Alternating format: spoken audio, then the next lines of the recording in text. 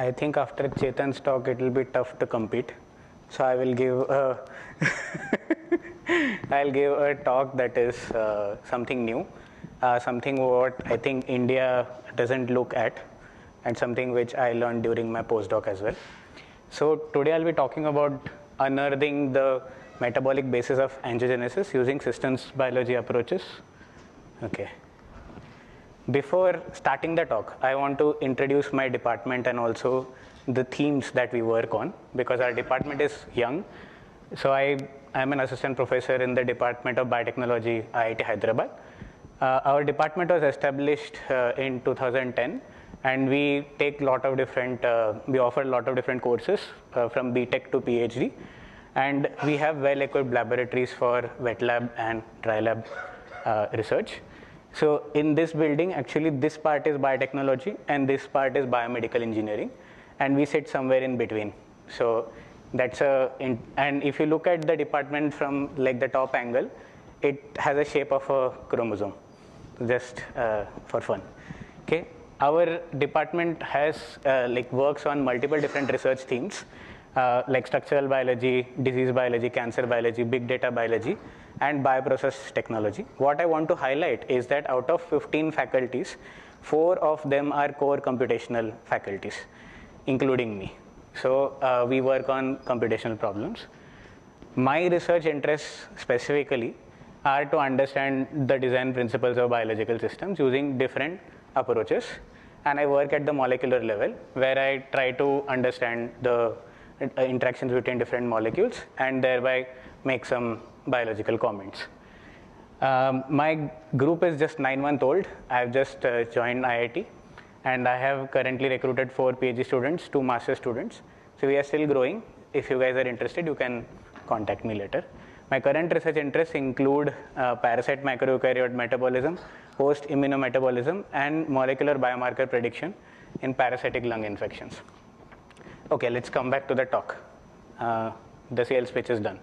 So the topic is again understanding the metabolic basis of angiogenesis using systems biology approaches. So how do we go about it? So let's try to understand what angiogenesis is in the first place. So I'll show a video which is let's say 1 minute long, I think, maybe even lesser. What you can see in this picture is a tissue and a blood vessel passing through the tissue. And also what you can see is that each of these, the lumen of this blood vessel is lined by these cells called as endothelial cells. Those endothelial cells will be the focus of the topic. And what you can also see is that the tissue is actually producing a protein called as VEGF, vascular endothelial growth factor, that is going to induce the formation of a new blood vessel. So the process of angiogenesis actually forms new blood vessels. So I'll just show this video quickly. So what you can see is that the VEGF stimulus actually activates this endothelial cell to form a tip cell, which is purple in color, which has philopodia, which is followed by the stalk cells. And the sprout is actually moving towards the direction of VEGF. You can also see switching between different endothelial cells. So any stalk cell can become a tip cell or vice versa. Okay, this particular phenomenon helps the blood vessel sprout to move towards the direction of the VEGF stimulus. Now, when you have 2 sprouts coming from different directions moving towards the stimulus, they merge together to form a blood vessel. Okay. Now these stalk cells, basically, if you looked at the video carefully, the stalk cells are actually increasing in number, so they are proliferating, and these tip cells actually are elongating in size. There is only 1 tip cell per sprout. Okay, and so this is basically involved in migration. Okay, these endothelial cells in the end form this bunch of network of capillaries, arteries and veins, and they are involved in multiple pathophysiological roles. Like for example, you would see this in wound healing, during exercise, menstrual cycle, placental angiogenesis, embryonic angiogenesis, all of which requires new blood vessels for their function. From the pathological angle, what you can see is that you can also have impaired wound healing. You can still have aberrant angiogenesis. You can have hyperproliferation of these endothelial cells in tumors. You can have choroidal neovascularization where there is leaky blood vessel formation in the choroids. We'll talk about this more. And there is also atherosclerotic angiogenesis where the atherosclerotic plaques in the blood vessels induce angiogenesis. Okay, lot of information, but this is important to understand. Now, if we just look at a single sprout that we saw in the video before, okay, it consists of these stalk cells, as I told you, and these were proliferating, increasing in number, and you had the tip cells, which were just producing these philopodia-like things so that it can move towards the stimulus, right? So this particular tip cell actually requires ATP so that it can move towards the VEGF stimulus. And the stalk cells, of course, they are increasing in number, so the biomass has to increase. And also you can see that there are some extracellular matrix components that will actually provide a structure to the sprout so that it can move in this direction. So looking at this image, you might think I am doing some physics, understanding the dynamics. No. What I want to look at is how this, the different pathways, metabolic pathways involved in these different functions of migration and proliferation. Okay, so that we can understand angiogenesis holistically. So our basic biochemistry textbook says metabolism is a totality of all chemical reactions, and you have catabolic reactions and anabolic reactions. Catabolic reactions actually break the nutrients to get energy. Anabolic reaction use energy to build essential cell components, right? So let's connect that to angiogenesis. This particular slide, I want to focus on how this, if we are able to understand metabolism in angiogenesis, how can we kind of target the pathological situations. So in general, if you look at any angiogenic targeting paper, they will talk about they'll talk about targeting this VEGF stimulus because that is inducing angiogenesis, right? So if you are able to target the driver, no more the engine is going to run. But this is the conventional anti-angiogenic therapies that are available. They are even available for cancer. But the problem with this approach is that if you block VEGF, you will have other growth factors that take over, and thereby angiogenesis will still continue, the pathological angiogenesis, and there will be therapeutic resistance. So my postdoc lab where I did this work, actually their hypothesis was that why not target the metabolic engine, because ultimately we know that metabolism is required for proliferation and migration, and if you are able to target the engine itself, it doesn't matter which growth factor is trying to activate the particular blood vessel formation in a particular situation. So easiest way was that focus on metabolic pathways. So if you look at literature regarding this angiogenesis, what you see is that, like for example, this migration phenomenon which I talked about, you see that glycolysis is one of the most important pathways, and 85% of ATP that is required for movement of this tip cell is produced through glycolysis. What you also see is that the stalk cells actually use a different pathway, and not for ATP production. The aim is to optimize biomass, as I told in the first few slides, right? And what they see is that a novel pathway, fatty acid oxidation, is actually used for DNA production. If you know your basic biochemistry, DNA is produced through using amino acids, right? But this fatty acids being used for producing DNA is something very specific to endothelial cells and maybe one more cell type, I think mast cells. But otherwise, no other cell types use fatty acids to produce DNA. Apart from that, the electron transport chain works not only to maintain redox balance, but to produce amino acids. Again, this is an interesting phenomenon which is specific to endothelial cells. Okay, there are other pathways that are also known in cancer, like serine biosynthesis and glutamine oxidation. They have very similar function in endothelial cells. Okay, now why am I telling this history? Because it's important to know that metabolic pathways do not work in isolation. If those pathways have to work, then there will be some alternative pathways that have to couple with those existing pathways so that you can have better function, okay, or an optimal function. So to actually understand this, what we can do is you can just look at the purine and the pyrimidine rings and find out what are the sources that can produce carbons or nitrogens in this ring. And you will understand that, like for example, as I was telling, that glycine, aspartic acid, glutamine, these are certain amino acids that will be used to make this backbone, okay, for both the purine and the pyrimidine rings. Now, these amino acids, if you know your basic biochemistry, it will come from the TCA cycle. So potentially, there can be any metabolite that can enter into the TCA cycle so as to produce these amino acids. So this is very interesting because you have a flexible metabolism now, and it's very tough to understand which pathways are going to be chosen in this case.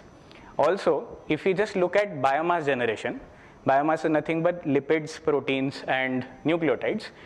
If those have to be produced using some input nutrients by the cell, actually they have to, all these have to be produced simultaneously. This kind of is helped by this redox factors. So basically reactions, some reactions are oxidation specific and some are reduction specific, and both these reactions have to couple with each other so that there is a redox balance, and thereby achieving the redox balance will also optimize the production of these different metabolites. Okay, lot of facts, right? But it's important to understand that metabolism is complex, and just knowledge of a few metabolic pathways will not give you the full understanding. Okay. So if you look at biomass, okay, as I told you, biomass is made of proteins, DNA, RNA, lipids. Now, proteins are made of amino acids. You have DNA that is made of these deoxyribonucleotides. You have RNA, which is made of the ribonucleotides. You have lipids with like sphingolipids, phospholipids, ceramides, so on and so forth. So if I just want to find out which pathways are synthesizing these, I will end up with this huge picture of different reactions that can make those metabolites. Now, how do I really look into this map and find out, okay, which is the best possible pathway that can produce all those different metabolites in the output, right? Furthermore, it's the same metabolic network that is kind of being used by different cells in the human body, right? So how do I find out, let's say for example in this particular condition, which of these pathways are going to produce biomass or ATP? How do I come up with this given these input conditions? It's not a very easy task, right? So ultimately the question is, how am I going to find these catabolic anabolic routes that can kind of optimize angiogenesis, right? So ultimate questions what we ask in our work is, are there any unidentified metabolic reactions that couple to these existing pathways, and can we use some systems biology approaches that can deal with these big systems? Okay. So I will kind of highlight these questions with respect to one specific problem that we did during our PhD. So we were working on this wet age-related macular degeneration. So in this particular condition, what happens is that, let's say in aged people who start losing vision, what happens is that you have these leaky blood vessels in the choroid, and these leaky blood vessels actually proliferate profusely. And because they are leaky, the nutrients and proteins, they start accumulating in the choroid, thereby affecting the vision. So what happens is that it's almost, apart from VEGF, anti-VEGF therapies, there is no other therapy that is available for these patients. So we wanted to find out whether we can understand the metabolism and thereby provide some targets for this particular disease. Okay. My colleagues were actually testing this hypothesis in preclinical mouse models of age-related macular degeneration, and they were using a particular technique called choroidal neovascularization. Basically, what that model was is that you take mice and you laser burn the eyes, and then you pop out the eyes, dissect them, and look under the microscope. Okay, is there any change in the morphology of the blood vessels? What the problem with their approach was that they were only looking at the morphology. How is that going to help with understanding the molecular details? So we came up with a plan that maybe we should look at the single cell level changes that's happening within the choroids. Because it's possible that these novel endothelial cell populations which are emerging, that actually leads to these leaky blood vessel formation. And if we are able to find out that progenitor, maybe then we can able to kind of target them. So what we did was, basically we took mice which were not injured by laser, and those were our control, and rest of the mice were choroidal neovascularized, and we tried to compare these two scenarios. Okay, what we found out is that we obtained around, let's say, 10,000 healthy single cell choroid endothelial cells and some 18,000 laser burned choroid endothelial cells. You can already see that the numbers of these lasered choroid endothelial cells, they are actually high. Okay, which means there is some increase already in the number of endothelial cells. Okay, so what basically is this single cell profiling? It's like, you can understand by this analogy. This is a very popular analogy that is given for single cell RNA sequencing in any talk actually. So like, you can assume that this organ or tissue is like a bunch of fruits that that's kind of liking each other, working with each other. And if you just blend the tissue, you will get a smoothie. And then you are going to just do some analysis on the smoothie, right? That smoothie actually is just a total amount of RNA that is present in your tissue, for example. Okay, so that particular RNA sequencing methodology is bulk RNA sequencing, where you are not concerned about which RNA is coming from which particular cell type. Rather, if you can look at single cell RNA sequencing, where you can characterize which RNA comes from which particular cell type and how much is it available in each of the cells. So we used, this is a commercially available sequencing pipeline. So basically what this experiment actually does is that you digest your cells, you provide it to the flow cytometer, you have let's say some gel beads to which these digested cells actually they bind to those beads. Then later on you encapsulate them in a oil emulsion, and each of these oil emulsions actually contain one single cell. And interestingly, while doing this, they also ensure that each oil emulsion has the components of doing enzymes that are required to perform polymerase chain reaction. Okay, so that you can quantify the number of RNAs that are there within a single cell. Okay. Apart from that, because there is a barcoding feature, you can get which cell the RNA is coming from, and also how much, which gene is it associated with, and which cell it is coming from. So both informations you get at one go. So what we do is, once we have these reads, we can do number of processing steps so that we end up with the transcriptome profile of every single cell, and thereby doing simple clustering techniques. It's not actually simple, but simple clustering techniques, you can get these structures of RNAs of cells that are similar to each other. So for example, in these two plots, these are TSNE plots, T stochastic neighborhood embedding plots. I'm not going to tell what exactly it is. It is used for visualization purposes of these different clusters. And what you can see is that each of the dot actually represents a single cell. Okay.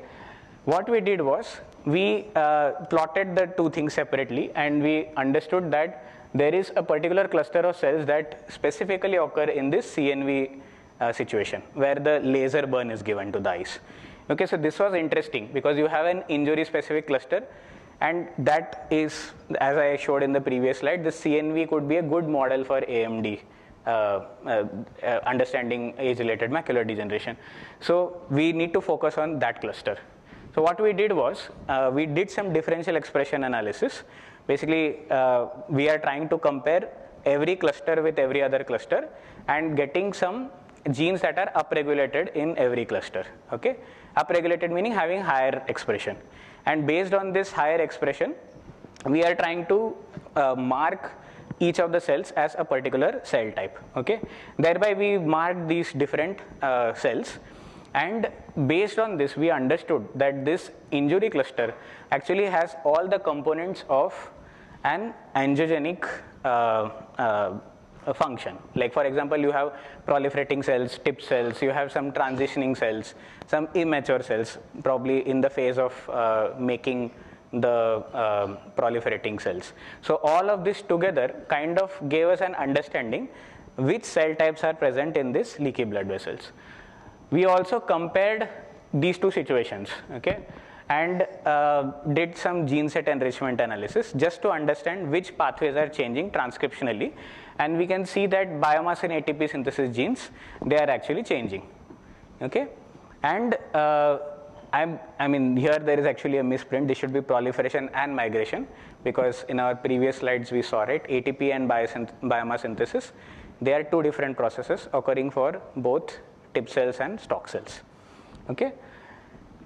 Okay, this is all fine, good, but a transcriptional change may not lead to a metabolic change, okay, because people have seen in multiple papers that the correlation between transcription and metabolism is very poor, although it can indicate some things, right? So we thought, why not we take the map, we make a genome scale metabolic model. You guys must be aware of this. It was discussed in the previous talks also. So the map can be taken and some conditions can be added. These conditions come from basic biochemistry like stoichiometry, mass balance, reversibility, and occurrence of these different reactions in different subcellular compartments. We combine it with the uptake rates of different metabolites, and which can be estimated from media composition and the cell number that you have.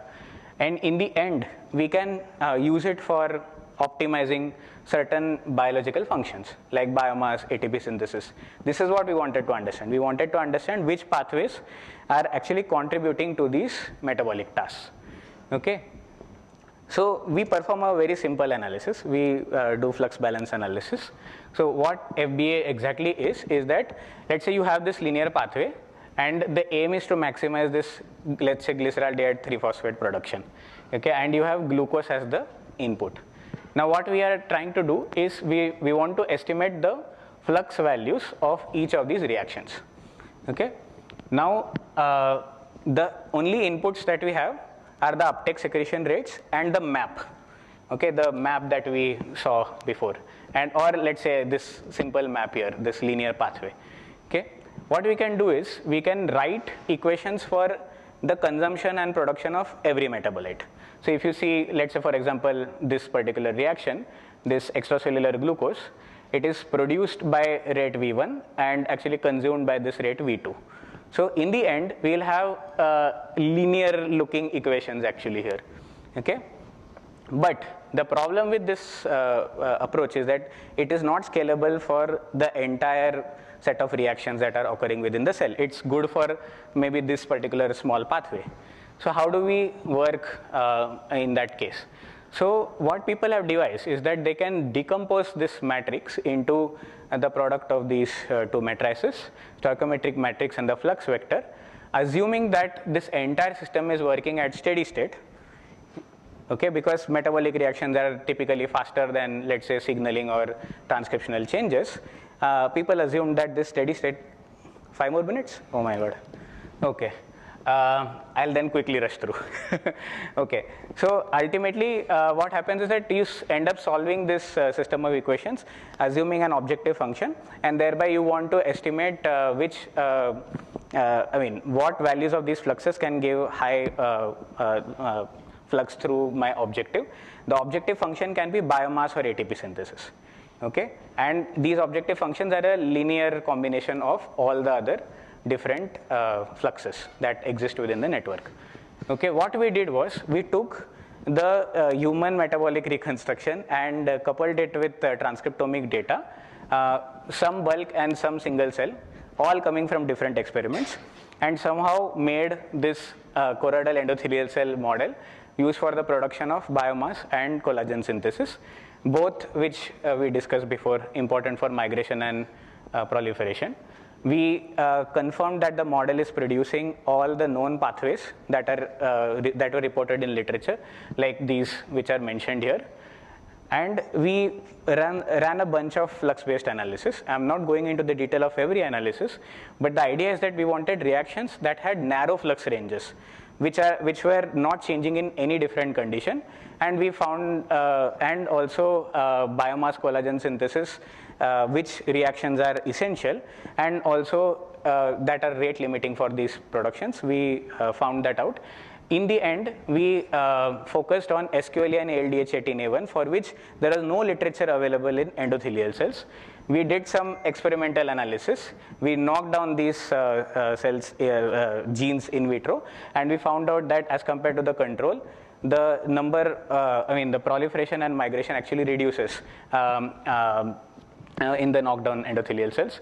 We also confirmed this with in vivo experiments. So basically what we did was we took the mice, the control mice were the ones which had laser-induced injury, and the test mice were actually the same mice which had injections of siRNAs. siRNAs basically reduce the expression of different of these two genes, and thereby we compared them and we saw that, okay, this blood vessel area actually reduces in both the knockdown mice as compared to the control mice.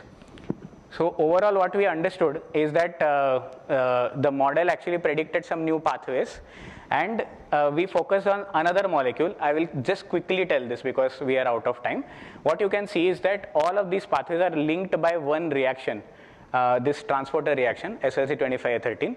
And this was very interesting that only one transporter reaction is at the center. Can we exploit this? Can we try to understand more about this? And this SLC25A13 is involved in malate aspartate shuttle, some biochemistry, but it helps in maintaining redox balance in the cell. But our hypothesis was that it is essential for biomass synthesis. We ran the same experiments and we saw again knockdown of that gene actually reduces proliferation and migration, both which are angiogenic phenotypes.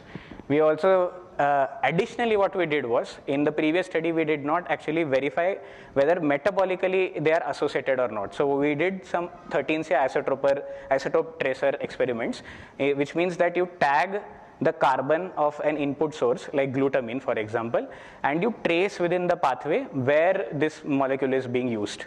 Okay? And thereby we found out that TCA, amino acids, all these go down. Okay? But what does this mean? What does this carbon label fraction exactly mean? So let's say I overlay all of this on this pathway.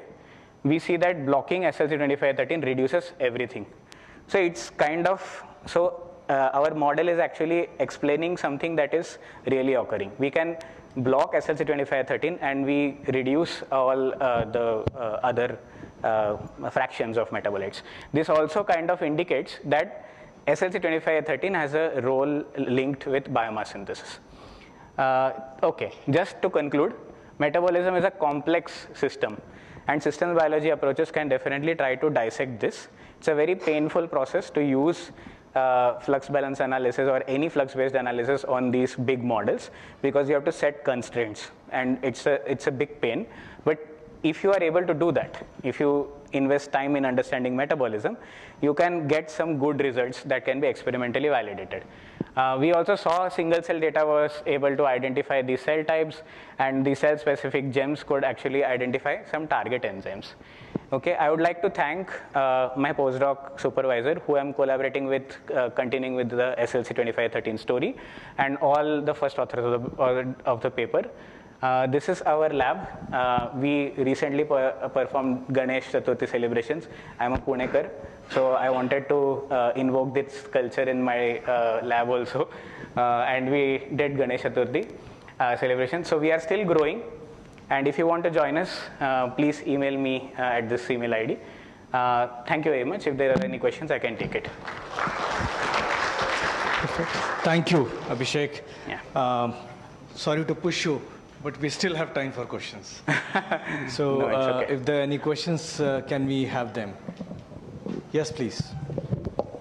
So when you showed your single cell experiment, there was a clear difference in terms of specific pathways being up and so on. So if you look at all those genes and then overlay on top of your, like within that are the enzymes also there, which, so can that be used to parameterize your KEGG pathway? Like you not only say that these are my metabolites and these are at steady state I'm solving them, but now I'm also saying from single cell data that these are actually the enzymes which are actually present given my disease versus control, and will that give us separate information? So overlaying is possible. You can overlay anything to the network, okay? But does it have a meaning? That is what we need to understand. First of all, with respect to single cell data, the data is very sparse. What I mean by that is, let's say if I take a single cell and I see how many genes I am able to detect after this sequencing experiment, it will be roughly around 3,000 to 4,000, whereas the original number of proteins even that exist in human cell is around 20,000. So we are grossly underestimating what RNAs are actually present within one single cell. Techniques are improving, but it's almost impossible to find out those small changes that are happening within the cell. To answer your second question, continuing to answer the same question, that if you want to overlay those genes, the number of genes are very less. And even if you overlay, you will understand that there are so many connections that underlie the same number of genes. It's not that all of them occur in one single pathway. Okay, like for example, the gene set enrichment analysis we did was using some gene sets that are curated by, let's say, some particular person. The definition of pathway itself actually is very plastic in biology, in my opinion, because a pathway essentially starts from your input and ends to, let's say, biomass or some kind of cellular objective. So it's not that this is glycolysis. This is all work together. That's how I imagine metabolism.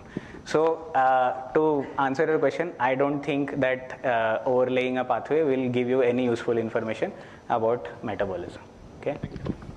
All right. I think is there a question back? But there is one here. Okay. I think she has been waiting for a while. Students first, yeah. Yeah. Students first. Yeah. I think let's have the students first. Come on. Let's have that. You actually get one bonus. Hi, it was a nice talk. Thanks. So my question was, when you were performing the experiments on the rats, you were artificially inducing the disease in the rats, right? Mice. Mice, and then you took the eye out. And how exactly did you measure the cytokine concentration in the eye that you took out from the mice? To be honest, that was not done by me. That was done by my colleagues. So I don't know the specifics of how they measured it. Right. But as far as I understand, it's they always do a fax to check for markers, and based on markers they will see whether the enrichment. So basically what we did was, actually I'll quickly go to that slide. So we did not characterize the entire tissue. I actually had to skip because of time, but we specifically chose endothelial cells, if you can see here. So we did CD45 minus depletion and CD45 and CD31 depletion. So basically you choose for these markers and select the endothelial cells.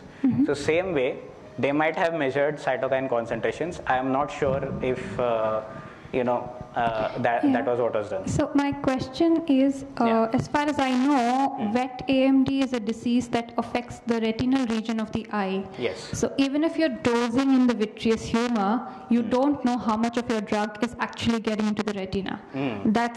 That's something that we don't know. Absolutely right. And that is why this choroidal neovascularization model was also questioned by our reviewers. That why did you choose that model? Unfortunately, we found out that, at least through literature search, that CNV is the only way in which you can test for leaky blood vessels. And other retinal development models, they actually just focus on the retina, and you actually cannot take care of the choroid. So CNV was the only way in which you can analyze that. It's a very dirty model, but unfortunately that was what was available. So I'm sure that in years to come, better mice models will develop. Yeah. I think that's the case in all animal models. Like you will see suppression in vitreous, you will see Yes. suppression in your plasma, but Exactly. you don't know what's happening at the site of action. Exactly. And if actually I also rushed through how I made the model actually because of the time limitations. But the model was made for humans and not mice. So we used some single cell data that we had for a human eye actually. A patient was gracious enough to lend his eye. And then we could get some details and we could add it to the GEM model and thereby predict some things. What we tried to correlate between these two analyses is that whatever we predicted from the GEM model was also shown from the single cell data. So they were independent analysis. Okay, but anyway, I think I'm not answering your question, but what I'm trying to say is that you require multiple approaches so that you can validate a particular phenomenon. But I really liked one point that you said. Can we just curtail the questions because we need to rush off now, please? Yes. You have completed your bonus actually. But still, you want to? Thanks a lot.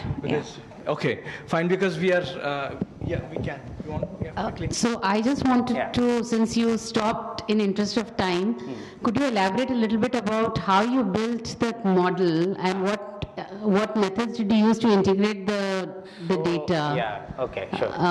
And maybe that can clarify some of the other Sure, questions as well. So basically we started with this Recon 1 and Recon 1 had a lot of problems with respect to gaps and all. So we had to make a complete model out of it. And then we formulated an EC specific biomass function.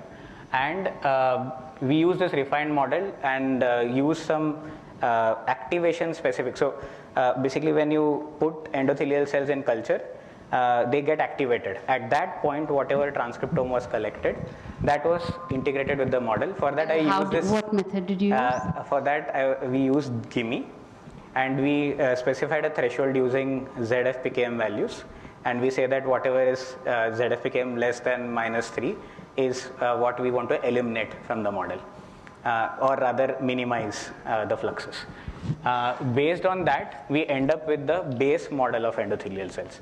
And then we wanted to integrate other transcriptomic data, right? For that, what we did was we did not rely on any other transcriptomic algorithm that can change the bounds. Rather, we said we'll fix the bounds as it is. We will just try to eliminate reactions that have that are downregulated in transcription and they have no effect on biomass. So basically, we just eliminate those reactions. A reason why we did this was because single cell data is so sparse that it could be possible that a transcript was expressed, but it was not captured by the technique. So to account for that, what we did was we just eliminated those reactions which did not affect the biomass. It was also not present in the transcriptomic data and it also did not affect biomass. And then in hope your I answered constraints-based Yeah. analysis that you did, how did you move from the 32 or the 4 to those 2 targets that you eventually tested? Good question. So that also I had to skip. So all the 30 targets, we looked for literature search. Like we did a literature survey and we found out that only these 2 genes have actually not been studied in any cell type with respect to biomass and collagen synthesis. So we focused on these genes and then we explored further. I mean, it's just a matter of novelty, right? I mean, So more of curation, literature curation. Yes, nothing, no other prioritization. Yeah. Perfect. Thank you. Yeah, sure. Great talk. Yeah, thank you. Let's have one more round of applause.